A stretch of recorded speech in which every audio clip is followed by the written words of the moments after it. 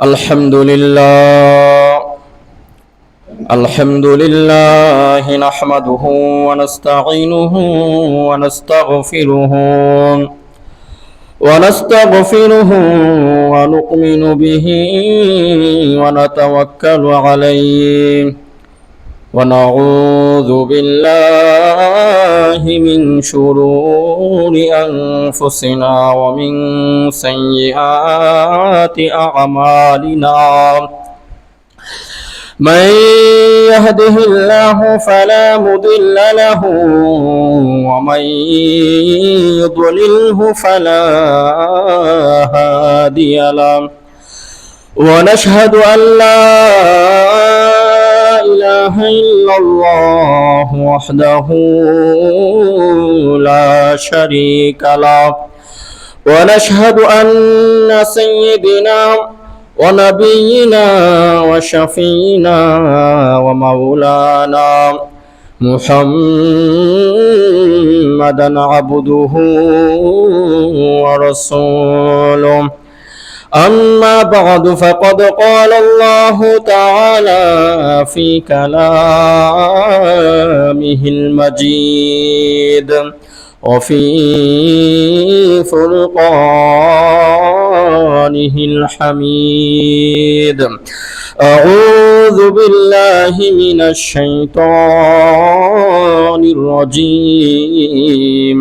بسم الله الرحمن الرحيم. يا أيها النبي قل لأزواجك وبناتك ونساء المؤمنين يدنين عليهن من جلابيبهن ذلك أدنى أن يعرفن فلا يؤذين وكان الله غفورا رحيما. وقال رسول الله صلى الله عليه وسلم: المرأة عورة فإذا خرجت استشرفها الشيطان، أو كما قال عليه الصلاة والسلام. وقال الله تعالى في شان حبيبه ومحبوبه ومعشوره: إن الله وملائكته يصلون على النبي يا أيها الذين آمنوا صلوا عليه وسلموا تسليما.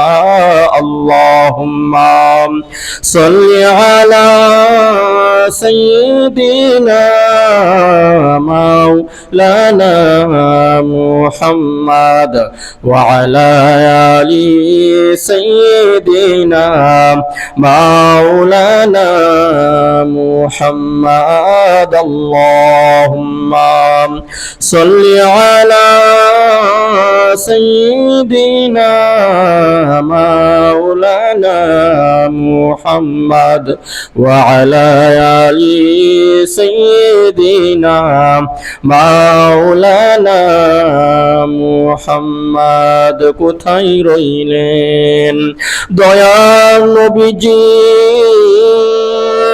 আমাদেরকে ছাড়িয়া? আপনি ছাড়া কি লাভ হবে এ ধরাতে বাঁচিয়া? আল্লাহুম্মা সাল্লি আলা সাইয়্যিদিনা মাওলানা মুহাম্মদ ওয়া আলা আলি সাইয়্যিদিনা মাওলানা মুহাম্মদ। বালাগাল গুলাম বিকামালিহি কাশাফাত তুজা বিজামালিহি হাসানাত জামিউ খিসালিহি সাল্লু আলাইহি ওয়া আলিহি।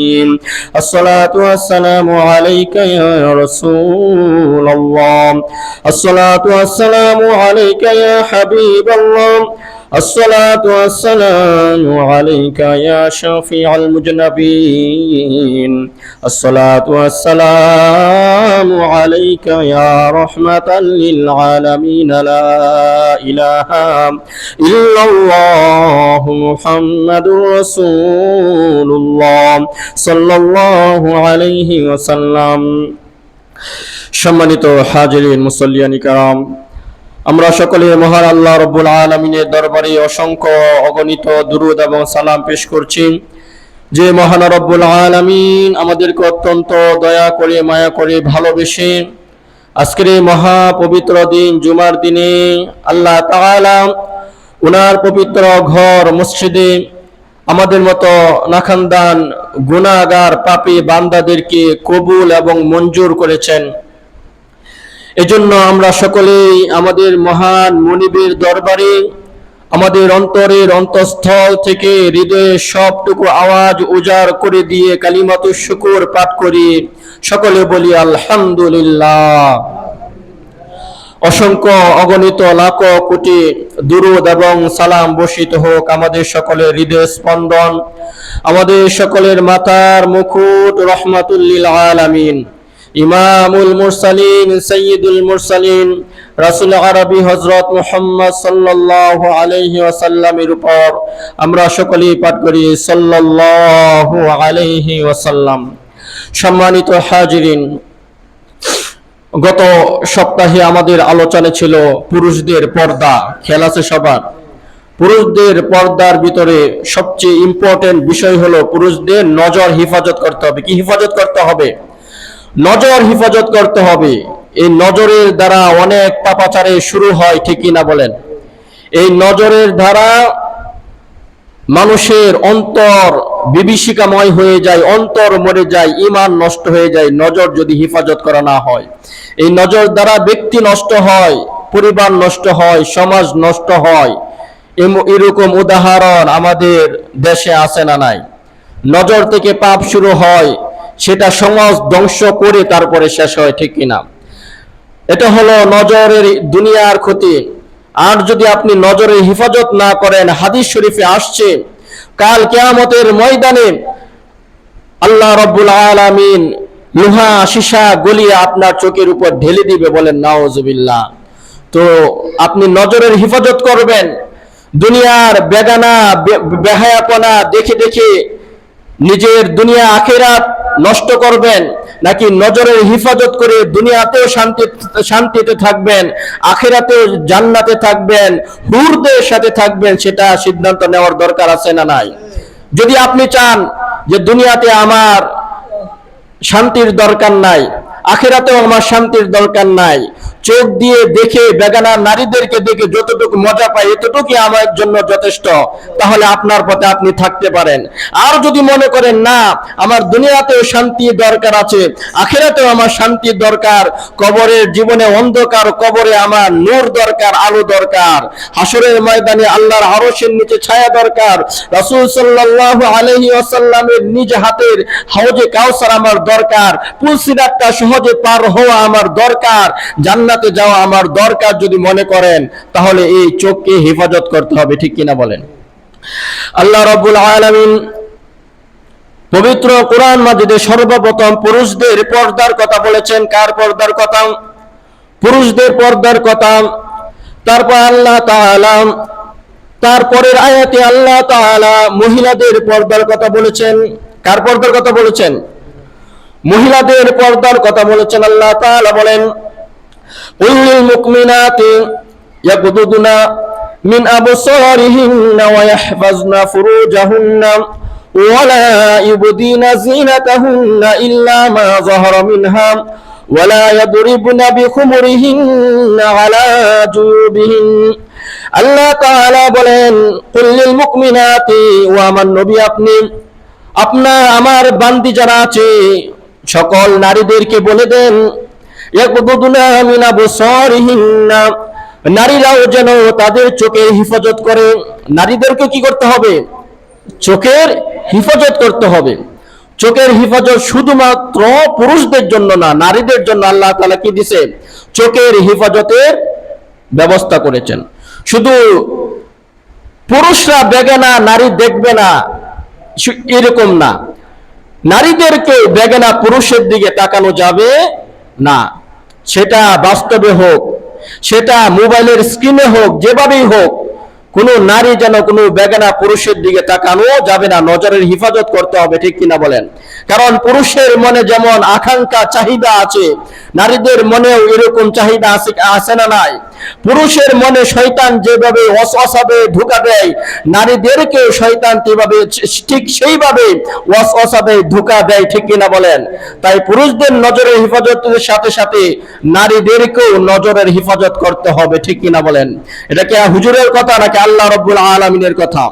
কুল্লিল মুমিনাতি ইয়াগদুদুনা মিন আবসারিহিন্না, নারীদেরকে তাদের নজরের হিফাজত করতে হবে। ওয়ালাদরিবিনা ওয়াল আবসারিহিন্না ওয়া ইয়াহফাজনা ফুরুজাহুন্না, এবং তাদের লজ্জাস্থানের হিফাজত করতে হবে। আল্লাহ রাব্বুল আলামিন পুরুষদেরকে যেভাবে লজ্জাস্থানের হিফাজতের কথা বলেছেন, নারীদেরকেও ঠিক তেমনি ভাবে লজ্জাস্থানের হিফাজতের কথা বলেছেন। আল্লাহ তাআলা তারপরে বলেন, ওয়ালা ইবদিনা জিনাতাহুন্না, যেগুলো পুরুষদেরকে বলা হয় না। আল্লাহ তাআলা পুরুষদেরকে নজরের হিফাজতের কথা বলেছেন, নারীদেরকে নজরের হিফাজতের কথা বলেছেন। আল্লাহ তাআলা মহিলাদেরকেও লজ্জাস্থানের হিফাজতের কথা যেমনি বলেছেন, পুরুষদেরকেও লজ্জাস্থানের হিফাজতের কথা বলেছেন। কিন্তু আল্লাহ রাব্বুল আলামিন তারপর মহিলাদেরকে একটু আগ বাড়িয়ে একটু বেশি সতর্ক করে দিচ্ছেন। আল্লাহ তাআলা বলেন, ওয়ালা ইউবদিনা জিনাতাহুন্না, আর তোমরা তোমাদের সৌন্দর্যকে প্রকাশ করো না। সৌন্দর্যকে কি করা যাবে না? প্রকাশ করা যাবে না। ইল্লা মা যাহারা মিনহা, যেগুলো স্বাভাবিকভাবে প্রকাশ হয়ে যায় এগুলো ব্যতীত, যেগুলো স্বাভাবিকভাবে প্রকাশ হয়ে যায় এগুলো ব্যতীত সৌন্দর্যকে প্রকাশ করা যাবে না। এখন কথা হলো, মহিলাদের সৌন্দর্য কোথায়? সৌন্দর্য কি? মহিলা মানুষই সুন্দর, মহিলা জিনিসটাই কি সুন্দর। তাহলে পুরো শরীরটাই সুন্দর, পুরো শরীরটাই কি করতে হবে? ঢেকে রাখতে হবে, শুধু হাত ব্যতীত। হাতটা খোলা রাখা যাবে। ইল্লা মা যাহারা মিন্না, যেগুলো স্বাভাবিকভাবে প্রকাশ হয়ে যায় এগুলোর ভিতরে হাত আছে, হাতটা খোলা রাখা যাবে। আর অনেক ক্ষেত্রে সব ক্ষেত্রে না, অনেক ক্ষেত্রে ঘরের ভিতরে অথবা আত্মীয় স্বজনদের ভিতরে অনেক ক্ষেত্রে মুখ খোলা রাখারও বিধান আছে, কিন্তু সব ক্ষেত্রে না। আল্লাহ তাআলা বলেন, ওয়ালাদরিবনা বিখুমুরিহিন্না আলা জুয়ুবিহিন, এবং তোমরা তোমাদের উড়নাটাকে মাথা থেকে একদম শরীর পর্যন্ত ঢেকে রাখবে। মাথা থেকে কি পর্যন্ত? শরীর পর্যন্ত আসছে, বুক পর্যন্ত কি করতে হবে? উন্নাটা মাথা থেকে একদম বুকের নিচ পর্যন্ত যেতে হবে। এটা আল্লাহ তাআলার কোরআনের কথা, আপনার আমার কথা না। আর এখন দেখবেন কত ফ্যাশনের জিনিস বের হয়, আছে না নাই? কত ফ্যাশন, নারীদের উড়না পরে গলার ভিতরে ঝুলিয়ে রাখে উড়না একটা, ঠিক কিনা? আপনার মেয়েকে, আপনার স্ত্রীকে আপনি এমন উড়না কিনে দিয়েছেন, সেটা মাছ মারা জালের থেকেও আরো পাতলা। এমন উড়না কিনে দিয়েছেন যে উড়নাটা মাথা থেকে বটে একদম বুক পর্যন্ত আসে না। আর মেয়েদের ফ্যাশনে এমন হয়েছে, টিভি সিরিয়াল দেখতে দেখতে, মোবাইলে নাটক দেখতে দেখতে, বিভিন্ন সেলিব্রিটি নামের নর্তকীদের অনুসরণ করতে করতে এমন হয়ে গেছে উড়না এখন আর বুকে দেয় না, উড়নাটা গলায় ঝুলিয়ে রাখে। এই গলায় ঝুলিয়ে রেখে স্কুলে যাচ্ছে, কলেজে যাচ্ছে, বিশ্ববিদ্যালয়ে যাচ্ছে, বাজারে যাচ্ছে, বিয়ের অনুষ্ঠানে যাচ্ছে, খুব চলছে। অথচ আল্লাহ রাব্বুল আলামিনের বিধান হলো এমন উড়না পড়তে হবে যে উড়নাটা হবে মাথা থেকে একদম বুকের নিচ পর্যন্ত ঢাকা থাকতে হবে, এবং যে উড়নাতে কোনো সৌন্দর্য প্রকাশ পাবে না, সৌন্দর্য প্রকাশ করা যাবে না। এটা হলো কোরআনের বিধান। আল্লাহ তাআলা আরো বলেন, ইয়া আইয়ুহান নাবিয়্যু কুল লিআজওয়াজিকা ওয়া বানাতিকা ওয়া নিসাইল মুমিনিনা ইদুনিনা আলাইহিন্না মিন জালাবিবিহিন। আল্লাহ তাআলা বলেন, ইয়া আইয়ুহান নাবিয়্যু, ও আমার প্রিয় নবী, কুল লিআজওয়াজিকা, আপনি আপনার স্ত্রীদেরকে বলে দেন। আল্লাহ রাসূলকে আল্লাহ তাআলা বলতেছেন আপনি আপনার স্ত্রীদেরকে বলে দেন, ওয়া বানাতিকা, আপনি আপনার পরিবারের মেয়েদেরকে বলে দেন, ওয়া নিসাইল মুমিনিন, এবং মুমিন নারীদেরকে বলে দেন, ইউদুনিনা আলাইহিন্না মিন জালাবিবিহিন, তারা যেন তাদের শরীরের উপর একটা জিলবার একটা কাপড় যেন তারা তাদের শরীরের উপর দিয়ে রাখে। যালিকা আদনা আন ইউরাফনা ফালা ইউযাইন, তাহলে তাদেরকে চেনা যাবে এবং মানুষ তাদেরকে উত্ত্যক্ত করবে না। যালিকা আদনা আন ইউরাফনা ফালা ইউযাইন, মুখের উপরে যদি কাপড়টা দেওয়া থাকে এবং শরীরের উপর যদি কাপড়টা দেওয়া থাকে, মানুষ তাদেরকে চিনতে পারবে আর চিনার কারণে তাদেরকে উত্ত্যক্ত করবে না।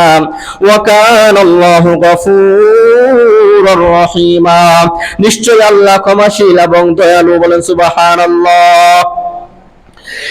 আল্লাহ তাআলার বিধান হলো, মহিলারা যখন বাইরে বের হবে অথবা গায়রে মাহরামের সামনে যাবে, তখন তাদের উপরে বুরকা পরতে হবে। কি পরতে হবে? এখানে বলা হয়েছে জালাবিবিহীন, জিলবাব। বুরকার কথা আসলে বলা নাই, জিলবাব বলা হয়েছে। নারীদের সৌন্দর্য প্রকাশ না পায় এমন কাপড়ের কথা বলা হয়েছে।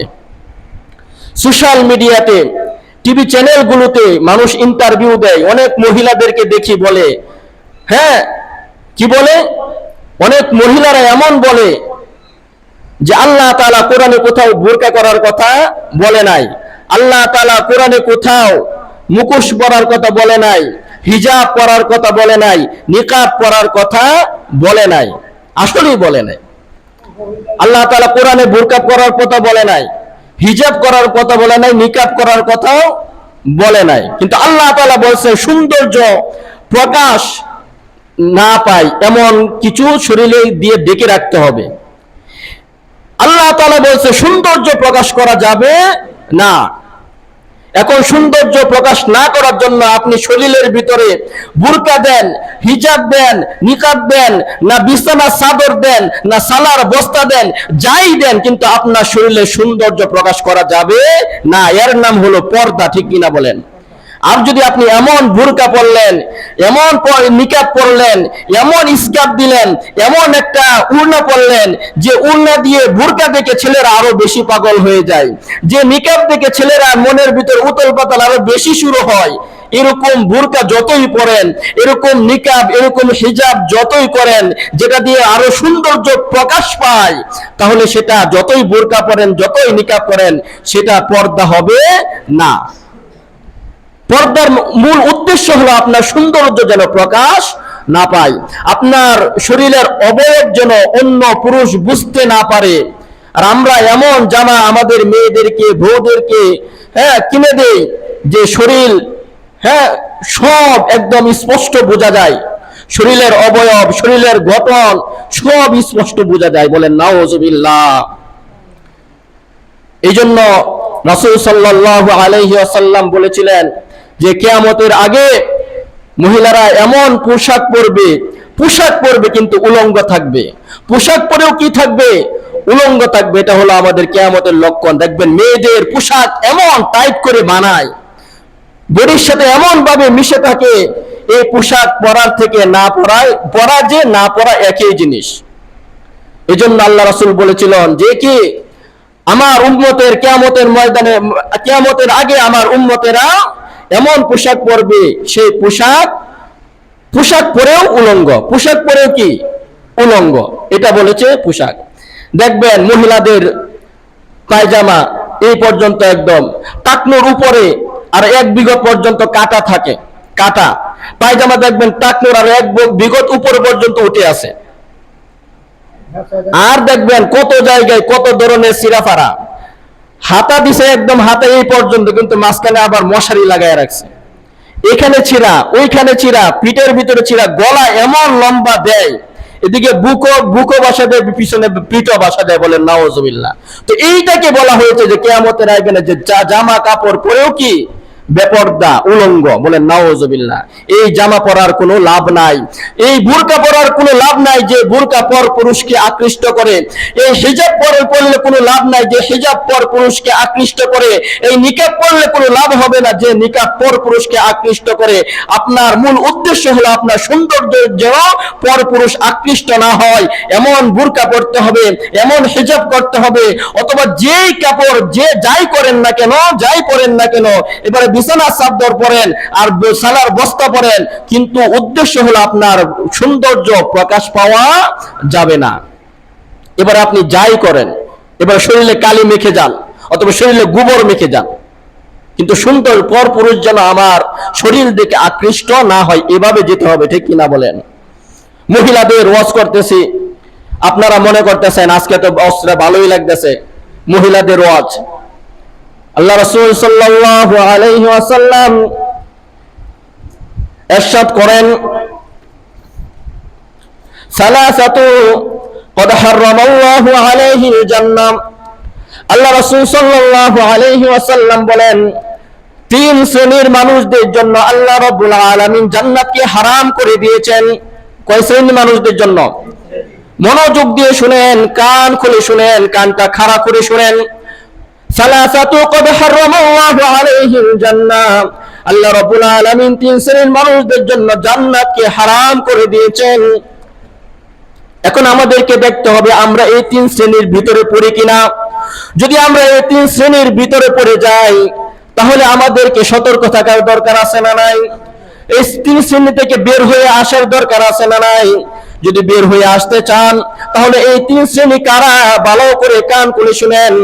প্রথম হলো মুদমিনুল খমর, যারা নেশাগ্রস্ত দ্রব্য পান করে, যারা নেশা খায়, নেশার সাথে সম্পৃক্ত, মদ খায়, গাঁজা খায়, সিগারেট খায়, বিড়ি খায়, এরকম আছে না নাই? এখন বলবেন হুজুর মদ বলছিলেন ঠিক আছে, গাঁজাও বলছিলেন ঠিক আছে, বিড়ি সিগারেট করে তো ফেস লাগাই দিছেন। এখন বিড়ি সিগারেট বলে যে পেস্টটা লাগাইছি কেন, আমি আপনাদেরকে বলি, এই এই সুজাব,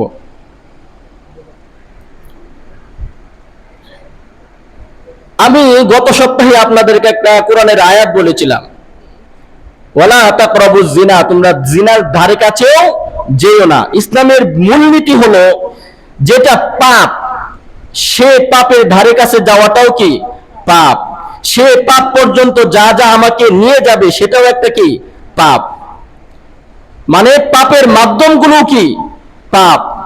মনে করেন বাসে চড়া আপনার জন্য কি হালাল, বাসে চড়া কি হারাম না হালাল? হালাল না, বাসে চড়তে পারেন না।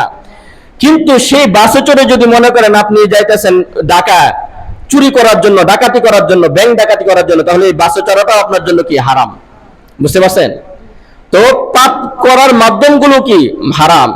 তো যারা সিগারেট, যারা মদ খায়, গাঁজা খায়, তারা কি শুরুতে মদ গাঁজা খায় নাকি সিগারেট খায়? আগে আগে সিগারেটটা ধরে না, সিগারেটটা আস্তে আস্তে মদ গাঁজার দিকে নিয়ে যায়, ঠিক কিনা বলেন? তো এই যে সিগারেটটা আপনাকে মদ গাঁজার দিকে নিয়ে গেল, এই কারণে সিগারেটটাও সরাসরি হারাম। সিগারেট হারাম হওয়ার আরো 100টা কারণ আছে, আমি বলতে পারবো। যেহেতু আমাদের উদ্দেশ্য সিগারেট না, সিগারেটের বয়ান না, তাই আমি ওই দিকে গেলাম না।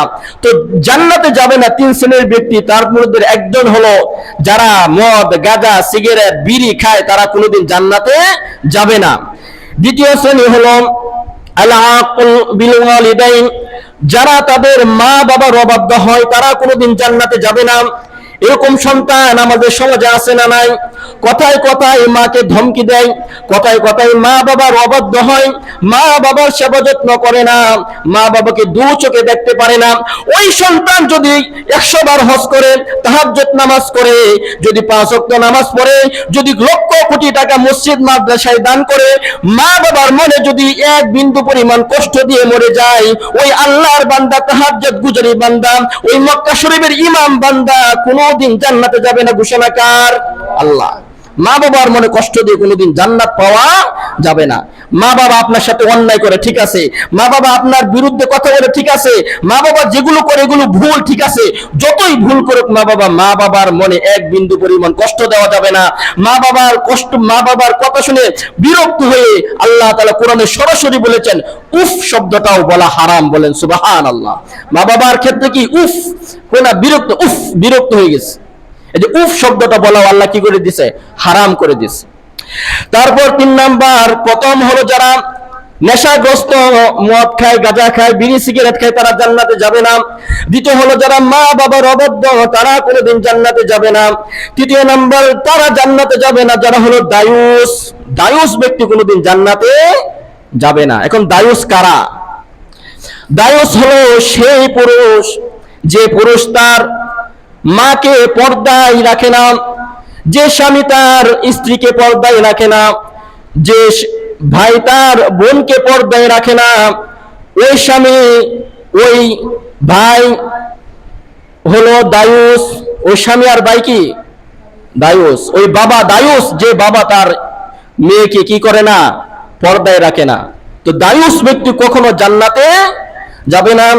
আল্লাহ রাসূল সাল্লাল্লাহু আলাইহি ওয়াসাল্লাম বলেন সালাসাতুন ইয়াদখুলুনাল জান্নাতা ওয়া লা ইয়ানজুরুল্লাহু ইলাইহিম। আল্লাহ রাসূল বলেন যে 3 শ্রেণীর ব্যক্তিকে আল্লাহ তাআলা কোনোদিন জান্নাতে প্রবেশ করাবেন না। প্রথম হাদিস ছিল জান্নাত তাদের জন্য কি হারাম, আর দ্বিতীয় হাদিস ছিল 3 শ্রেণীর ব্যক্তিকে জান্নাতে প্রবেশ করানো হবে না, এবং ওয়ালা ইয়ানজুরুল্লাহু ইলাইহিম ইয়াউমাল কিয়ামা, আল্লাহ তাআলা তাদের প্রতি এত রাগান্বিত থাকবেন, আল্লাহ রাব্বুল আলামিন তাদের প্রতি এত রাগান্বিত থাকবেন, ওয়ালা ইয়ানজুরু ইলাইহিম, আল্লাহ রাব্বুল আলামিন কিয়ামতের ময়দানে তাদের দিকে ফিরেও তাকাবেন না, বলেন নাউজুবিল্লাহ।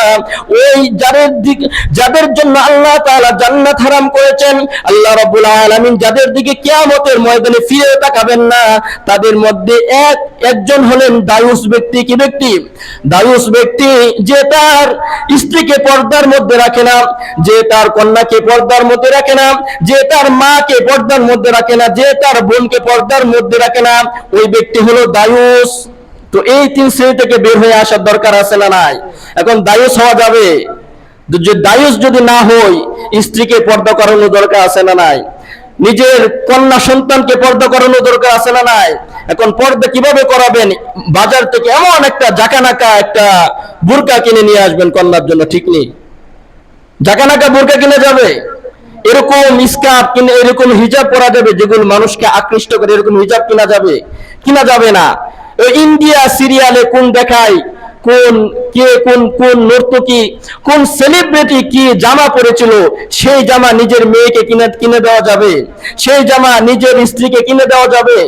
স্ত্রীকে কিনে দিতে পারবেন শুধু আপনার জন্য, স্ত্রীকে কিনে দিবেন, ভালো ভালো পোশাক কিনে দিবেন, শুধু কার জন্য?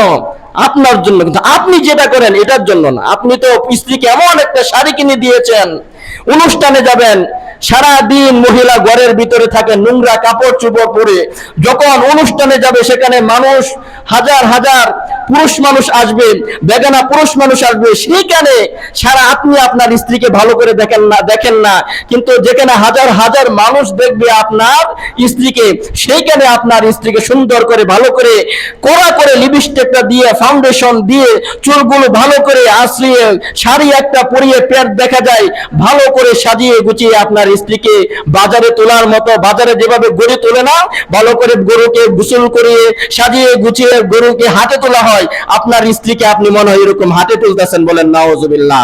এটা হলো দায়ুস। এটার নাম কি? দায়ুস। আপনার স্ত্রী আপনার ভাইয়ের সাথে কত মিল মহব্বত, আপনার ভাই আপনার স্ত্রীকে হয় দেবর, এই যে দেবরের সাথে এত মিল মহব্বত, এত মাখামাখি, এটার নাম হলো আপনি দায়ুস। আপনার স্ত্রীকে আপনার ভাইয়ের সাথে মিলতে দিয়েছেন, এটা আপনি কি হয়েছেন? দায়ুস হয়েছেন। এখন অনেকে মন খারাপ করবে, হুজুর কি কোন, এক ঘরের ভিতরে থাকে ভাবি আর দেবর, একটু কথাবার্তা তো হবে, একটু দুষ্টামি তো হবেই। আমাদের দেশে এটা রীতি প্রচলিত হয়ে গেছে, ভাবি আর দেবরের ভিতরে কি মধুর সম্পর্ক থাকে। অনেক সময় এরকমও হয় জামের সাথে সম্পর্ক ভালো না, কিন্তু দেবরের সাথে কি সম্পর্ক ভালো। আমাদের দেশের প্রচলিত হয়ে গেছে, যে দুলাভাই আর শালীর সাথে কি একটা মাখামাখি সম্পর্ক আছে না নাই? নিজের স্ত্রীর সাথে সম্পর্ক ভালো না, কিন্তু শালীর সাথে সম্পর্ক ভালো, ঠিক কিনা বলেন? তো এটাকে বলা হয়, অনেক সময় বলা হয়, প্রচলিতও আছে এই কথাটা, যে শালী হলো শালী আদি গরলি, মানে শালী হলো অর্ধেক গরলি, মানে অর্ধেক বউ, বলেন নাউজুবিল্লাহ।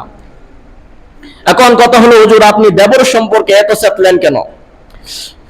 একদিন সাহাবীদেরকে নিয়ে আল্লাহ রাসূল সাল্লাল্লাহু আলাইহি ওয়াসাল্লাম বসেছিলেন।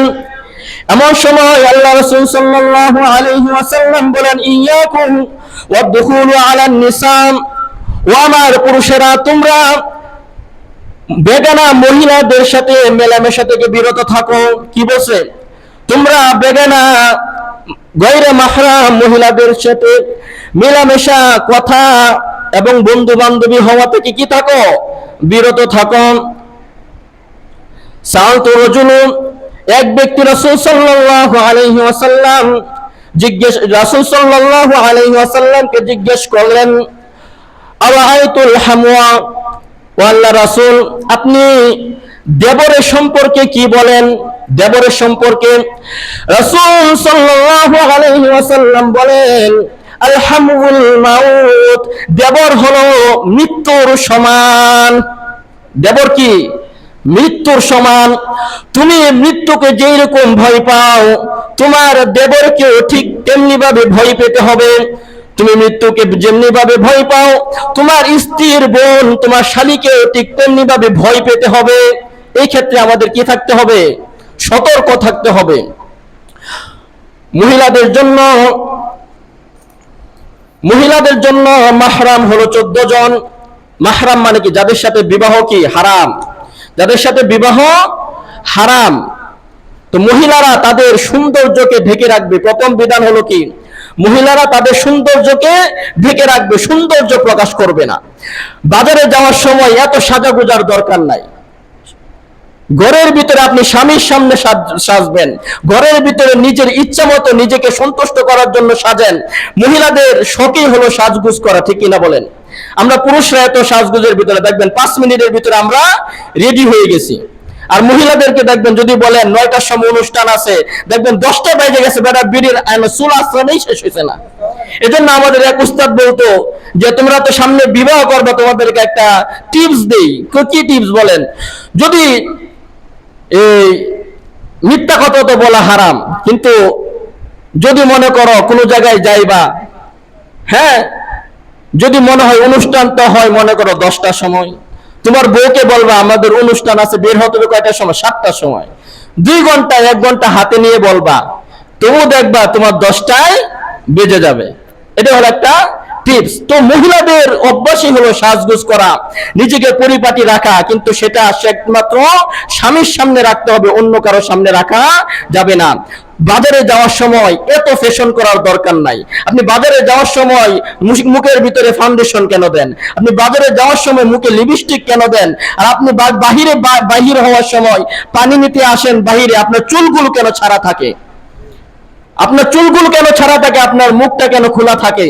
আপনি না মহিলা, আপনি তো পুরুষ না, ঠিক কিনা বলেন? ইউদুনিনা আলাইহিন্না মিন জালাবিহিন, আল্লাহ রাব্বুল আলামিন আপনার মুখটা ঢেকে রাখার বিধান দিয়েছেন, ঠিক কিনা বলেন?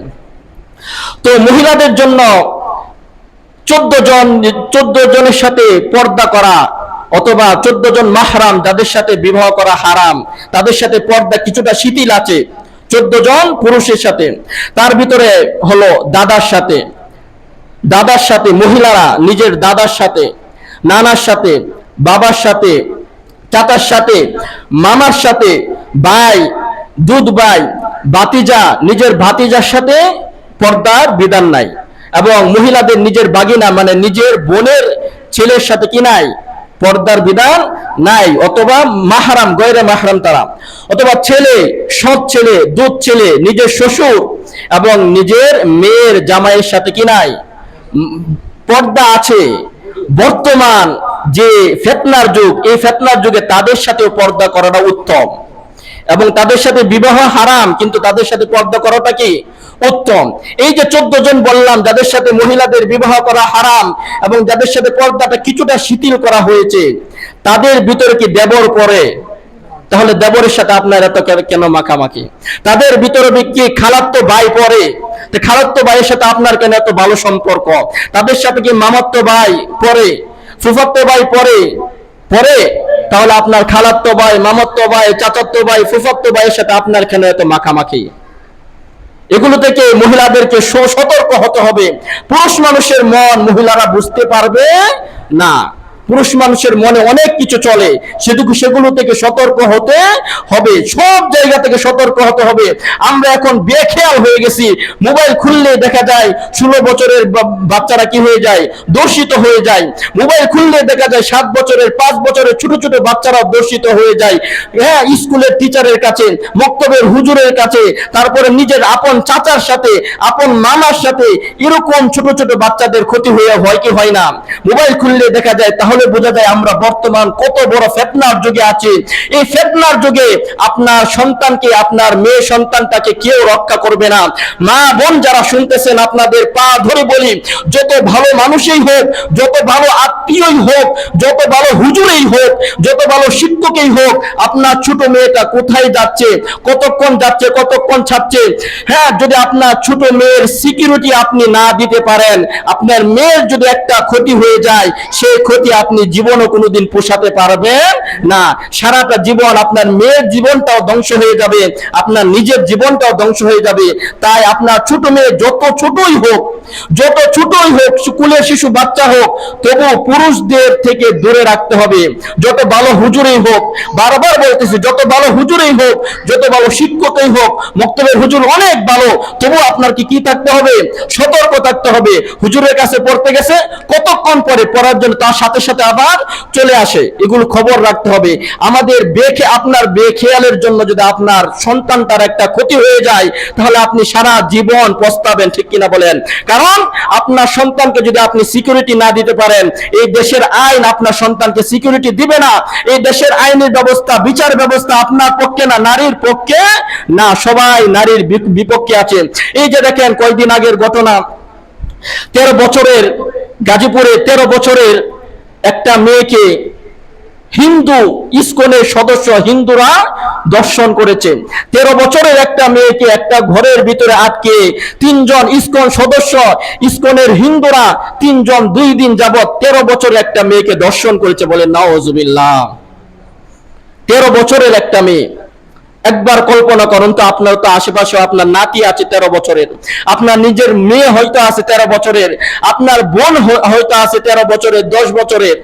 এরকম ছোট একটা বাচ্চাকে যদি 3 জন হিন্দু, একজন মাদ্রাসা ছাত্রীকে একজন হিন্দু যদি এভাবে 3 দিন দর্শন করে, তাহলে একটা মেয়ের কি অবস্থা হতে পারে একবার চিন্তা করুন। একবার ওই মেয়েটার জায়গায় নিজেকে দাঁড় করে একবার চিন্তা করে, ওই মেয়েটা কত অসহায় হতে পারে। 2 দিন দর্শন করার পর যখন মেয়েটা আসলো, পুলিশের কাছে তারা বিচার দিল, আইন করলো, পুলিশ সেটাকে একদম স্বাভাবিকভাবে কোন রকম একটা মামলা করে ছেড়ে দিল। এবং পুলিশ তাদের নিজস্ব ভেরিফাইড ফেসবুক থেকে তারা দিল যে আসলে ওই মেয়েটা নিজের ইচ্ছাতে গিয়েছিল ওই 3 জন হিন্দু যুবকের সাথে। বলেন নাউজুবিল্লাহ। যদিও আপনি কিভাবে একজন ভিকটিমকে এভাবে নরমালাইজ করতে পারেন? যদিও সে মেয়েটা ওদের প্ররোচনায় যায়, 13 বছরের মেয়ে আর কি বুঝ থাকতে পারে? যদিও ওই হিন্দুরা ছলে বলে কৌশলে মেয়েটাকে ডানে বামে বুঝিয়ে যদি নিয়েও যায়, এটা কি মেয়ের দোষ? 13 বছরের মেয়ের দোষ? এটা তো 20 বছরের মেয়ে না যে নিজের ইচ্ছা মতো গেছে, নিজের বিবেক কাজে লাগিয়ে গেছে। 13 বছরের একটা মেয়ের কি আর বিবেক থাকতে পারে? ওই বিবেকহীন একটা মেয়েকে নিয়ে যে তারা 2 দিন দর্শন করলো, আপনি দর্শকদের ভালোভাবে শাস্তি দিবেন, সেটা না করে আপনি আবার বলতেছেন মেয়ে নিজের ইচ্ছায় গেছে, মানে মেয়ের উপর আপনি দোষ দিয়ে দিচ্ছেন। এই যে ভিকটিম ব্লেমিং খেলা, এই খেলা আর কতদিন চলবে? তাহলে বোঝা যায় আপনার মেয়েটা দেশের আইনের বিচার কোনোদিন পাবে না। এই আইন ব্যবস্থা দর্শকের পক্ষে, এই বিচার ব্যবস্থা দর্শকের পক্ষে, এই রাষ্ট্র ব্যবস্থা দর্শকের পক্ষে। তাই যে রাষ্ট্র ব্যবস্থা, বিচার ব্যবস্থা সমাজ ব্যবস্থা দর্শকের পক্ষে যায়, সেই রাষ্ট্রে সমাজে থাকতে হলে আপনি বোন, আপনি মেয়ে, আপনাকে সতর্ক থাকতে হবে, ঠিক কিনা বলেন? নিজের ইজ্জত, নিজের আব্রু, নিজের পবিত্রতা রক্ষার দায়িত্ব আপনার, ঠিক কিনা বলেন? আপনার জীবনের সবচেয়ে বড় সম্পদ হলো আপনার ইজ্জত। একজন মহিলার জীবনের সবচেয়ে বড় সম্পদ হলো তার সৌন্দর্য, একজন মহিলার জীবনের সবচেয়ে বড় সম্পদ হলো তার মান সম্মান, ঠিক কিনা বলেন? যদি আপনার এই সম্মান, ইজ্জত, আব্রু আপনার চলে যায়, আপনার জীবনটা নষ্ট হয়ে যাবে, ঠিক কিনা বলেন? আপনাকে আর কিভাবে বুঝাবো? আপনি মুসলমান, আপনার অনেক বড় একটা দায়িত্ব আছে।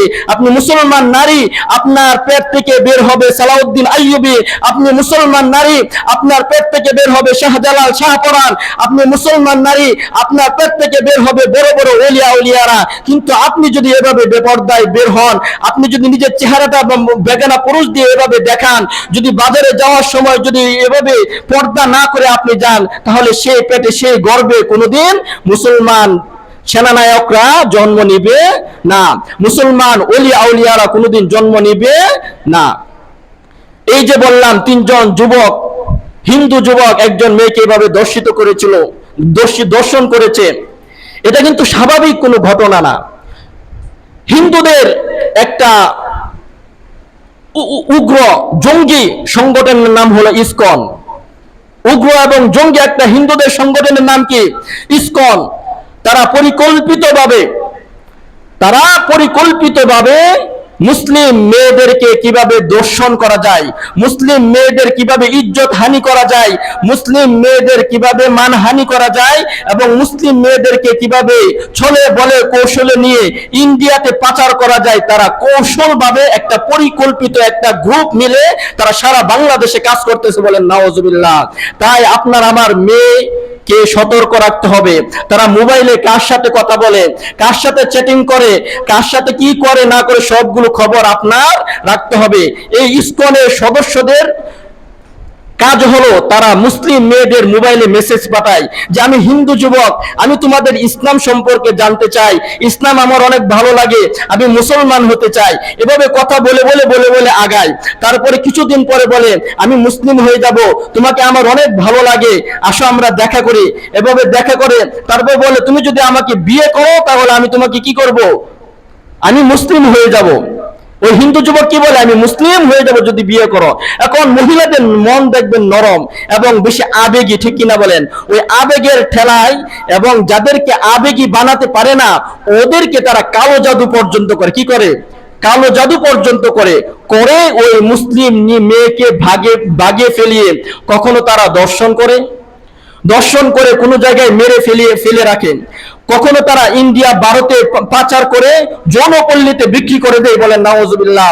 এরকম একটা রিপোর্ট এসেছে, প্রতি বছর বাংলাদেশ থেকে 10,000-এর বেশি মহিলাদেরকে তারা ইন্ডিয়া পাচার করে দেয়, যৌনপল্লীতে বিক্রি করে দেয়, বলেন নাউজুবিল্লাহ। সেটা আপনার আমার বোন। এরকম শত শত নারী এমন আছে যে নারীদেরকে কি বানায়, ছোট ছোট মহিলাদেরকে, ছোট ছোট বাচ্চাদেরকে এবং যুবতী মহিলাদেরকে তারা ট্র্যাপে ফেলে, ফাঁদে ফেলে, তাদের প্রেমের ফাঁদে ফেলে, বিভিন্ন রসালো কথা বলে বলে তাদেরকে প্রেমের ফাঁদে ফেলে তাদেরকে দর্শন করে, তাদেরকে বিবাহ করে কিছুদিন পর আবার তালাক দিয়ে দেয়। তো ওই ইসকনের একটা ভিডিও পর্যন্ত আছে যে তাদের উদ্দেশ্য হলো, তারা বলতেছে এই ভিডিওর ভিতরে যে আমাদের উদ্দেশ্য হলো মুসলমানদের সাথে আমরা কিভাবে কোনোভাবেই পারতেছি না, এখন যেভাবে পারতে হবে মুসলমান মেয়েদেরকে আমাদের কি করতে হবে? ধ্বংস করে দিতে হবে। তাদের পেট থেকে যেন আর কোনোদিন ভালো মুসলমান জন্ম না হয়। যদি ভালো মুসলমান জন্ম হয় তাহলে আমাদের অখণ্ড ভারত প্রতিষ্ঠা করতে আমাদের অসুবিধা হবে। আর যদি মুসলমান মেয়েদেরকে আমরা নষ্ট করে দেই, নষ্টা বানিয়ে দেই, তাহলে তাদের পেট থেকে ভালো মুসলমানও জন্ম হবে না। তাহলে এই বাংলাদেশে আমাদের ভারতের সেই অখণ্ড ভারত প্রতিষ্ঠা করতে আমাদের জন্য কি হয়ে যাবে? সহজ হয়ে যাবে। এই যে হিন্দুদের একটা চক্র, এই যে ইসকনের একটা ষড়যন্ত্র, এই ইসকন চট্টগ্রামে সাইফুল ইসলাম আলিফকে, এই যে আইনজীবী, মুসলমান আইনজীবীকে হত্যা করেছে। এই ইসকন 16 বছরের সেই মেয়েটাকে দর্শন করেছে। এই ইসকনের সদস্য, বুয়েটের এক সদস্য কি করেছে? এক মেয়েকে দর্শন করেছে। এই ইসকন নর্থ সাউথ বিশ্ববিদ্যালয়ে কোরআনকে পায়ের নিচে দিয়ে অবমাননা করেছে, বলেন নাউজুবিল্লাহ। এই দলের নাম কি? ইসকন। এই ইসকন সম্পর্কে আমাদের সতর্ক থাকতে হবে। এই ইসকনের মূল উদ্দেশ্য হলো বাংলার মুসলমানদেরকে বিনাশ করে এখানে অখণ্ড ভারত প্রতিষ্ঠা করা। কিন্তু দুঃখের বিষয় হলো যখন কোনো মুসলমান হত্যা হয়ে যায়, যখন কোনো মুসলমান দর্শিত হয়, তখন আমাদের দেশের আইন ওই ইসকনকে কিছু বলে না, ওই হিন্দু দর্শকদেরকে কিছু বলে না।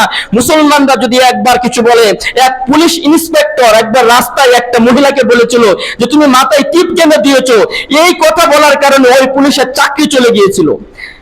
কিন্তু আমাদের দেশের বিশ্ববিদ্যালয়গুলোতে মুসলমান নারীদেরকে উন্না ধরে টানাটানি করা হয়, স্কার্ফ ধরে টানাটানি করা হয়, তখন ওই শিক্ষকের চাকরি যায় না। আমার মুসলমান দেশে হিন্দুরা, ইসকনের সদস্যরা আমার ছোট ছোট বোনদেরকে, আমার ছোট ছোট যুবতী বোনদেরকে দর্শন করে, তখন আমাদের রাষ্ট্র ব্যবস্থা কিছু বলে না, আইন কিছু বলে না। যখন আলিফের মতো এত বড় আইনজীবীকে ইসকনের 90% মুসলমান দেশে এই সাধারণ কিছু হিন্দু, উগ্র হিন্দুরা আলিফকে হত্যা করে ফেলে, তখন আইন নিশ্চুপ হয়ে থাকে। কিন্তু যখন মুসলমানরা কিছু বলে, তখন তাদের হাবুতাস দেখা যায়। তাহলে দেখা গেল এই মুসলমান দেশে 90% মুসলমান হলেও মুসলমানদের জীবনের কোনো মূল্য নাই। মূল্য কাদের? সেই 7% হিন্দুদের, সেই উগ্র হিন্দুদের মূল্য আছে, আমাদের কোনো মূল্য নাই। অনেক সময় এমন মনে হয়, আই হ্যাঁ, এটা কোন দেশে বাস করি, এটা কি মুসলমান দেশ নাকি ভারত, বোঝা যায় না। এত রাষ্ট্র ব্যবস্থা আমাদের পক্ষে কাজ করে না। কেন করে না? আমাদেরও দোষ আছে, আমাদেরও কি আছে? দোষ আছে। সব কথার এক কথা, আপনার মেয়েকে কি করতে হবে? সাবধানে রাখতে হবে। আপনার মেয়ের দায়িত্ব কি আমার নাকি আপনার? আপনার। কেন সাবধানে রাখবেন? এই ইসকনের ফাঁদ থেকে বাঁচানোর জন্য। আপনার মেয়েকে কেন সাবধানে রাখবেন? আপনার যে বাহিরে যত পুরুষ দেখে, সবাই পুরুষ না, অনেকগুলো হিংস্র প্রাণী আছে, ঠিক কিনা বলেন? ওই হিংস্র প্রাণী আপনার মেয়েকে খুবলে খেতে চায়। ওই হিংস্র প্রাণীদের থেকে বাঁচানোর জন্য আপনার মেয়েকে কি রাখবেন? সাবধানে রাখবেন। আপনার মেয়েকে পর্দায় রাখবেন কেন? আপনার মেয়েকে জীবনটা সুন্দর করার জন্য। আপনার মেয়েকে পর্দায় রাখবেন কেন? আপনার সমাজটাকে সুন্দর করার জন্য। আপনার মেয়েটাকে পর্দায় রাখবেন কেন? আপনার মেয়ের গর্ভ থেকে যেন আল্লাহর ওলি তৈরি হয়, এই জন্য। আপনার স্ত্রী মেয়েকে পর্দায় রাখবেন কেন?